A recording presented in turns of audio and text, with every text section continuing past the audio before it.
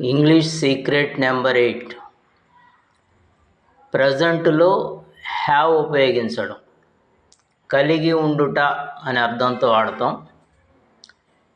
దీని first formula subject plus have plus object. సబ్జెక్ట్గా they, we, you, I ఉంటే మనం పక్కన హ్యావ్ వాడాలి. అంటే they have, we have, you have, I have. అంటే మనకు ఉండేటటువంటి వస్తువుల గురించో వ్యక్తుల గురించో చెప్తాం. It denotes ownership or possessiveness. అంటే నాకు కారు ఉంది, బైక్ ఉంది, ఫ్రెండ్స్ ఉన్నారు, పిల్లలు ఉన్నారు, 10 డ్రెస్సులు ఉన్నాయి, ఇలా చెప్పుకుంటాం. సో ఫస్ట్ ఫార్ములాలో మనం సబ్జెక్టు హ్యావ్ ప్లస్ ఆబ్జెక్ట్ ఉపయోగిస్తాం. ఎగ్జాంపుల్, వారికి ఒక కారు ఉంది. They have a car. So దీన్ని మార్చుకోవచ్చు మనం. వాళ్ళకు ఒక బైక్ ఉంది, దే హ్యావ్ ఏ బైక్. వాళ్ళకు 10 డ్రెస్సులు ఉన్నాయి, దే హ్యావ్ 10 డ్రెస్సెస్. వారికి 2 పిల్లలు ఉన్నారు, they have 2 children.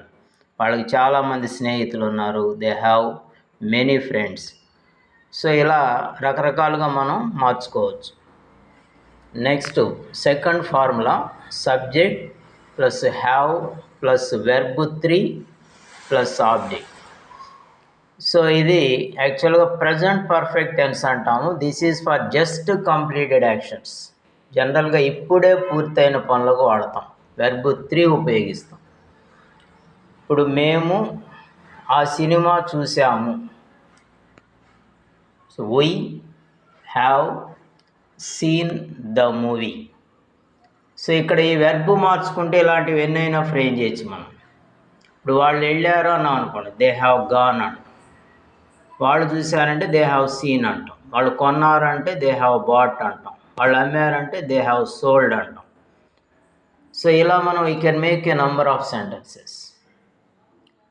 So next third formula వచ్చి object plus have plus been plus verb 3 plus by plus subject. ఇది రివర్స్లో ఉంటుంది సెంటెన్స్. ఎగ్జాంపుల్ చూద్దాం. నువ్వు వారి చేత మోసగించబడ్డావు. సో దీన్ని ఇంగ్లీష్లో ఇలా చెప్తాం, you have been cheated by them. అంటే మోసం చేసిన వాళ్ళు, నువ్వు మోసగించబడ్డావు. ఇలా మనం ప్యాసివ్ వాయిస్ రూపంలో ఉంటుంది. హ్యావ్ బీను థర్డ్ వెర్బ్ ఉంటే రివర్స్లో ఉన్నట్టు. హ్యావ్ థర్డ్ వెర్బ్ మాత్రం ఉంటే అది జస్ట్ ఇప్పుడే జరిగింది, యాక్టివ్లో ఉన్నట్టు. సో ఇలా మనం we can make a number of sentences. Practice చేయండి. All the best.